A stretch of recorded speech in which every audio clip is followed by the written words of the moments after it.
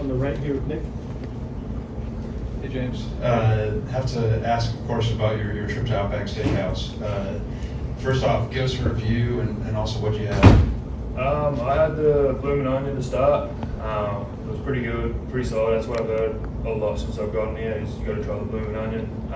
Then I had pasta with steak and shrimp, I think. And yeah, it was pretty solid. It was a good feed, something different. I'll give it a solid like 7.5, 8 out of 10. So. What was your reaction when Will said he's coming back for a 5th year, and just how excited are you to be back with him?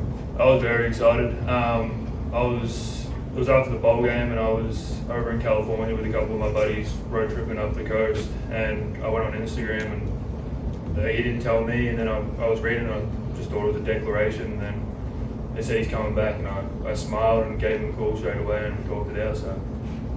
In the back of Nick Alvarez. Long snappers are a kind of forgotten part of the special teams unit. Kind of, what's it like being around Nealon? And seems like on social media he's been a fun character, but kind of, what's it like with him in the room? Yeah, I love Nealon. He's a great kid. We worked together since I've been here, so having him around, he's always cracking jokes, making it not as serious. In times we can do that, and it makes my job a lot easier when he's snapping well, which he always is. In the front, Tony. Talked with Will about just the chemistry you have to have with him. How long did it take you to kind of learn exactly how to tilt the ball, exactly the way he wants it, kind of set things up perfectly for him? Yeah, so it took me a little while. My first year when I got here, they got me down holding with every kicker. So every kick is different, as he said. So getting with Will and having Will mainly as my kicker has been good, just being able to figure out where he wants the ball, how he wants to tilt it towards me. So it didn't take me long once that was my focus. On the right with Charlie. Coach Saban said, I'm talking about you, that you've gotten more consistent each year you've been in the program. Just now going into year 3, how much more comfortable are you as a punter? I'm very comfortable now. Yeah, obviously my first year was my first time ever playing football, putting pads on and having a full live rush. So I was pretty nervous back there, standing there, like didn't know what to expect really, still didn't really know how to read the rush or anything. And then coming into this year, I'm a lot more relaxed back there. I'm looking forward to going out there if we need to. But yeah, I'm a lot more relaxed, just trying to get my consistency there so I can just keep doing my job at a high level. Tony. When you're going into a kick with Will, do you say anything to him, or is it one of those things where you make sure you don't say anything? Is there a superstition there? I don't really say anything. We always just dab each other up, and then I'll get down into my hold. We just always trying to have fun with it, do our job the best we can, get out there and score some points for the team. Back with Kyle.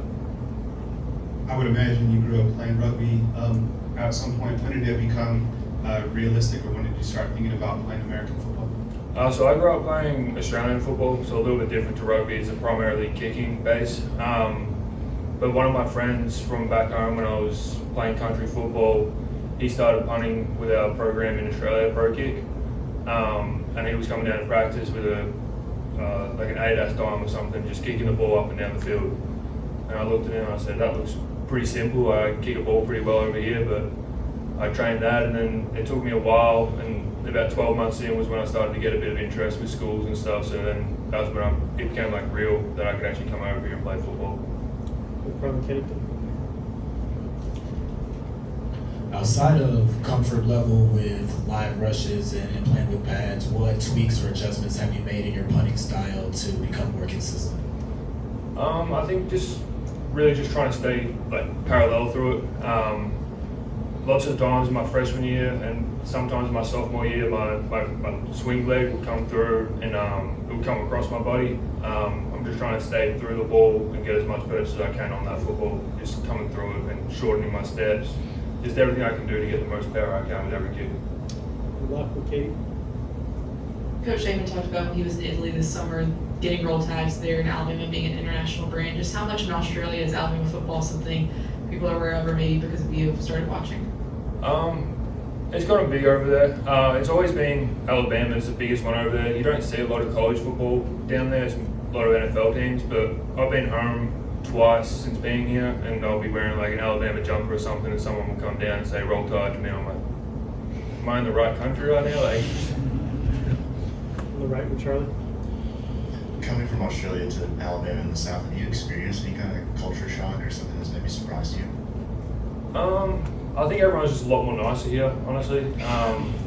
There's a lot more like manners and stuff like that. I never really, growing up, you never really say yes sir, yes ma'am, but that's become a big part of my vocabulary now. So I think just those little things, and you guys cook your food a lot different here. You like to have it all fried, so that as well is a lot different.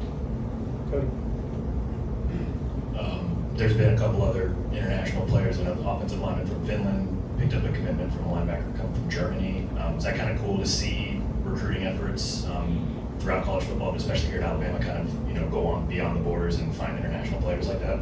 Yeah, it's always cool because I came in, it was me and Mechie. He was from Canada, so he sort of like talked to me when I first got here and sort of like showed me how to work around all the international stuff you have to worry about. And then now with Olas here, I'm sort of doing the same thing with him, and it's always nice to hear a different accent instead of an American one sometimes. Anything else? Last one, Tony.